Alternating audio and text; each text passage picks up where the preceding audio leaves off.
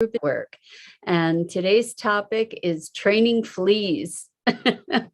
You've probably heard of a flea circus. We're going to talk about how we have this upper limit of kind of a possibility that that we've been conditioned to, and we're going to talk about how to break through that and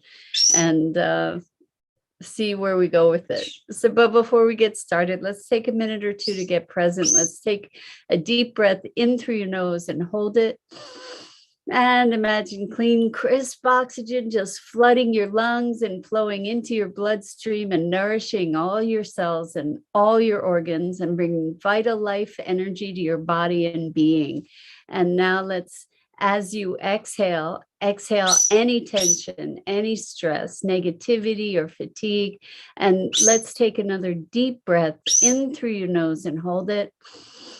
This time, imagine brilliant, bright light lighting you up from the inside out, illuminating, electrifying, and energizing all your cells, your molecules, your electrons, and lighting you up from the inside out. And as you exhale any remaining stress, tension, negativity, fatigue. And now let's just gently press our palms together and softly, softly rub your fingers against your palms to feel how delicious that sensation is, and allow yourselves to become present to your physical form and all its deliciousness right here, right now. Welcome, welcome, welcome. Good morning, Rosalind. So good to have you here with us. And welcome to everyone else who's joining us. We're talking today about training fleas. So I don't know if this is true or not true, but I've heard this story about how you train fleas. So we're going to look at that and see how it applies to us.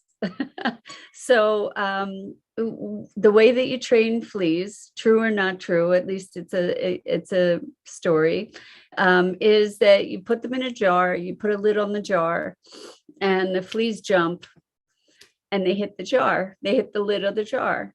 And after they hit the lid of the jar long enough, they learn where the lid of the jar is so that they jump not quite as high as the lid of the jar so that they don't hit it anymore.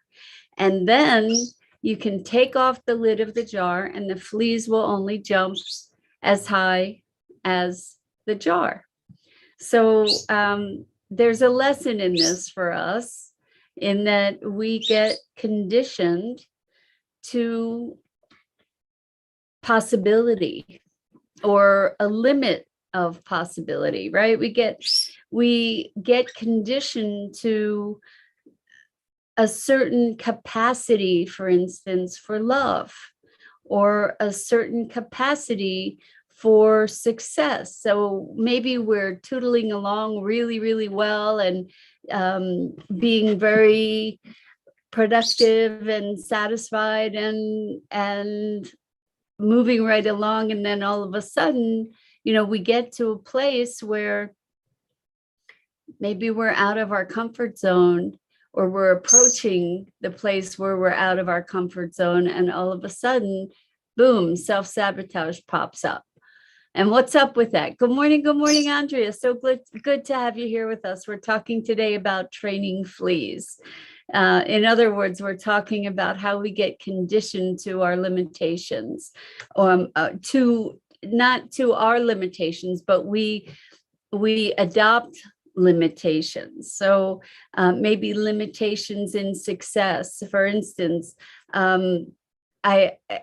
with money, maybe we have some issues around money, and perhaps we get to a certain point where we have a certain amount of savings or prosperity, and then bam, we manifest all kinds of expenses that would have been otherwise unanticipated.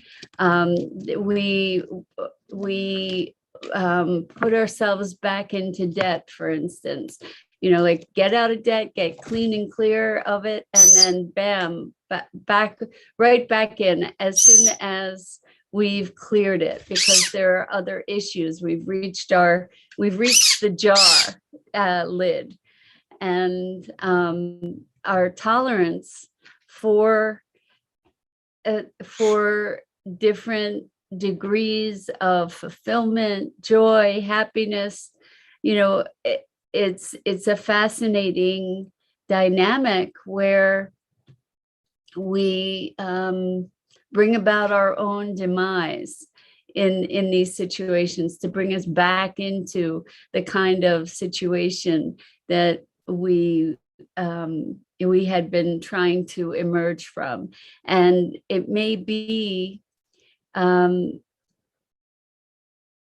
there's a level of comfort, like we may be conditioned to, for instance, if we have the notion that I'm a failure, for example, and then I start achieving all kinds of success, what might happen is that I will then do something to sabotage my success. So as an example, there was a guy who was a personal transformation, growth and transformation, self-styled guru kind of person. Not like spiritual guru, but like a motivational speaker, but transformational kinds of programs and such. And it was very interesting because he, in his conversation, talked about how he had this pattern in the past of, reaching a certain degree of success, and then he would self-sabotage in some way or another. And here he was on the stage telling us about this pattern that he had. And he was gaining tremendous visibility and fame, really, popularity. And what happened was that he had a transformational group get together, and they had a sweat lodge. And what happened was tragic. 3 people died in this, or as a result of this event. And the way that it was handled, the way that he handled it, was he slunk away, like left the scene, and ended up spending some time in jail for involuntary manslaughter, I think. And, so it was a devastating fall from this pinnacle of success. And it's interesting because this was a situation where he had been clearly working on this pattern that he had. I mean, he did it in a very grand way, unfortunately. But he had been working on clearing this pattern, and he was very aware of it. And yet he still manifested situations that perpetuated the pattern. And so the question is, what is the upper limit of our capacity? Where is the lid on our jar that has kept us entrained to a certain level or a certain range of experience, a certain level of possibility, a certain limit of possibility? And I wonder, I think that we can look at our lives and see patterns that we've been working to transcend and heal. And it takes work, right? What the path of awareness and healing, as we've said so many times together, is not for the faint of heart. It requires deep self-searching and finding finding the path to true self-acceptance, and forgiveness. And then what happens? How do we move beyond these patterns? I think it's, I wish I had an ABC kind of recipe, because I don't think that we can reduce it to something that simple. If we are tuned to a particular frequency, like the station on a radio, for example, then we don't really know that there are other frequencies, right? We don't necessarily know how to self-tune to access these other frequencies of experience. And I tend to believe that all of this stuff, well, it's not really that big a stretch. We're energy, right? Everything is energy. Just look at physics and it'll confirm that, right? Good morning, Josie. Welcome. We're talking about training fleas, with the fleas being us. And the idea about training fleas. Hi, Bernadette. Welcome. It's great to have you here. The idea about training fleas, if you missed it, is that, and hi, Dennis. Welcome, is that you put the fleas in a jar, you put a lid on the jar, the fleas jump, they hit the lid, and eventually they learn that if they jump not quite as high, that they won't hit the lid. And when that happens, you can take off the lid and the fleas will just stay in the jar. And like I said, I don't know if this is true or not true, but in any case, I think that it is a beautiful metaphor for how we operate in life. And I have to say, I'll give credit where credit's due, that that came from what years ago used to be called the EST training, and now is landmark education. But it's personal growth and development transformation platform. And anyway, so we're talking about how do we transcend that upper limit? Like, how do we take the lid off and actually get out of the jar, essentially? And I think maybe the first step might be to recognize that the lid isn't there. Because at first, when we're being trained into it, by what we're raised with, we were talking about the pain of family indoctrination and being the grown-up yesterday. We're talking. So today, if we look at like the lid, maybe we've been told that we're not good enough. Maybe we've been told that, well, you'll never amount to anything, or you're just a dreamer, or you never follow through, or all these things that we're programmed to in our lives.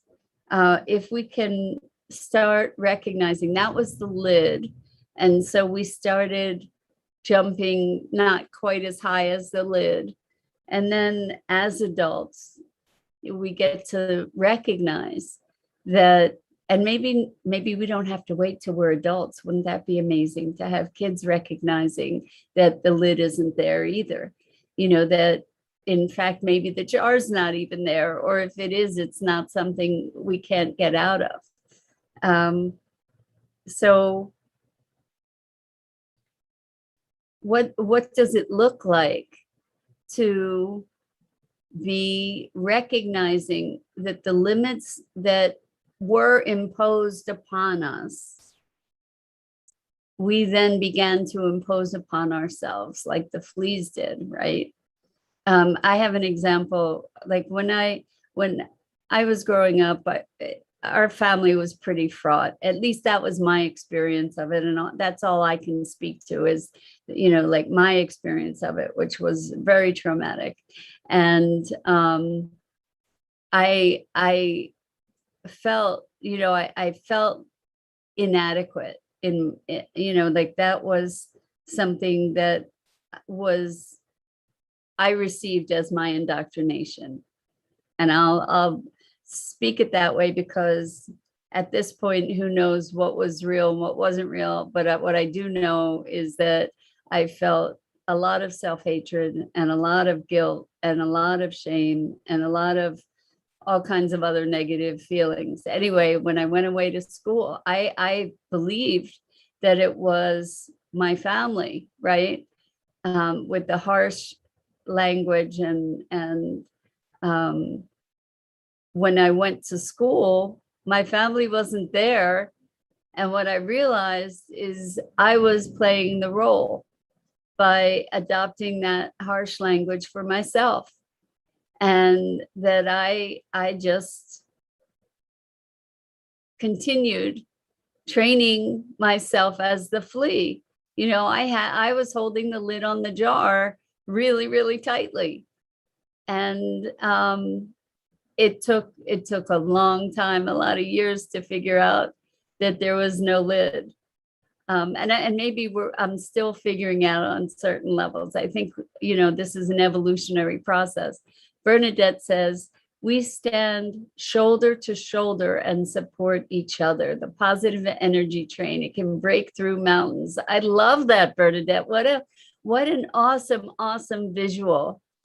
And the positive energy train, I'm just sort of seeing us all standing there shoulder to shoulder, emanating light, and creating this brilliant, bright light that is able to burn through the darkness, for sure. I love that, Bernadette. So again, looking at limitations, you know, our limitations are self-imposed. So you might dispute that. And what comes to mind is this woman, and I don't know her name, and I don't know how to have you find her, but she was born with no legs. And I believe she was adopted because her birth family just didn't know how to cope with her. And she was adopted, I believe, she was adopted by a family that lived with no limits. And this woman became an athlete. She became a gymnast of all things, and a competing gymnast and a prize-winning gymnast. And freaking remarkable, right? Because anybody in their quote unquote right mind would say that's a total impossibility. But this woman and the family that let her understand there were no limits, just blew the jar out of the water, right? There was no jar, let alone a lid, you know, to be doing the impossible. And, you know, I think we talked about logic and rationality last week, and, you know, like it's completely irrational and to imagine that someone who had no legs could be a prize-winning gymnast, right? And so this is why we get to live beyond logic and beyond reason, because that certainly wasn't in any way reasonable, right? And when we recognize like the limits that we impose upon ourselves. They may have been imposed upon us, but we then accept them the same way that the fleas accepted the lid on the jar. And what we get to do is to start, I think the way to recognize that there's no lid on the jar, or to take off the lid that we've put on the jar, is to start recognizing the limits that we've defined for ourselves. For instance, people who might be dreaming of or saying, I wish I had been an architect. I should have been an architect. I lost the opportunity. I'm too old now. It's too late now. And the thing is, it's not. You can go back to school at any age. right? Or I wanted to be a painter, but I can't be a painter because I'll never be a world famous painter. Well, that's nuts. Painting isn't about being world famous. Painting is about painting. Painting is about the creative expression, right? It's about the experience of it, not the outcome, not the and along that line, I was speaking with the same client who brought up this conversation that ended up talking about training fleas. It was a book. I think it's called The Leap or something like that. That talks about this upper limit. I haven't read the book yet, so I can't credit it. But anyway, this person is tremendously creative and is doing things, beautiful things with ceramics. And what we recognized is that every time they make something, they start thinking about, well, is it practical, and how can I sell it, and how can I make it productive? And what we got to is the creative process is what the objective is. The experience of that creative process is itself the objective, and not the thing in the outcome. And what we came up with is that they could make some of these wonderful pieces and smash them, collapse them, whatever, because to be able to move away from the attachment to what can I make this, how can I monetize this, for example, and having the monetization be the value of it, rather than have the creative process itself be the value. And when the creative process is the value, then all these wonderful manifestations may or may not turn into something that is monetizable, but it's not motivated by that intention. It's motivated by the intention of the pure expression and the experience. And I think that that's what we need to be putting our attention to when we have pure motivation in creation. That's when miracles happen. That's when magic gets made. That's when art evolves. So Bernadette says, just like the motivational speaker who was born with no limbs and became extremely successful, he's inspiring. Exactly, Bernadette. There are so many people who have been who have transcended what might look like obvious, with big air quotes, limitations. Like there are people who are fully functional, healthy, intelligent, attractive, like all these things that we value, that we think are the highest values, right? Who end up doing nothing, who end up being sad and depressed and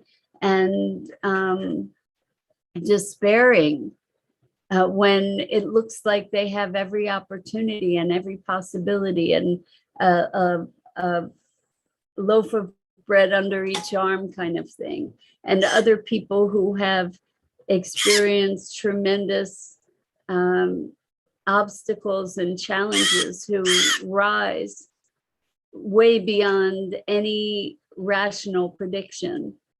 And what is it that makes that difference? It's whether or not we accept the lid on the jar. It's whether or not we allow ourselves to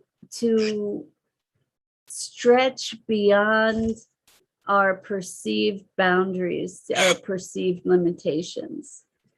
And ultimately, what it comes down to is that it is truly our perception and our projection, whether we're projecting it on those limitations onto ourselves or onto others. So Maggie's bowing. Oh, I have an unfolding piece of information about the Maggie story. For those of you who were aware that on July 18th, which was my birthday, she flew away. And I was bereft here online also, and for 3 days, Monday, Tuesday, well, Monday and Tuesday, and Wednesday actually. And then I got a call from the SPCA that they had her. I had posted some things online. Well, last night, and this is still an emerging story, but talk about miracles propagating miracles, right? Last night, I saw an email from someone on one of the lists that I had I only posted on like 2 or 3 lists, but from one of the lists that I posted on, saying that she knew the people who found Maggie. And would I be interested in learning about what happened and their experience with her?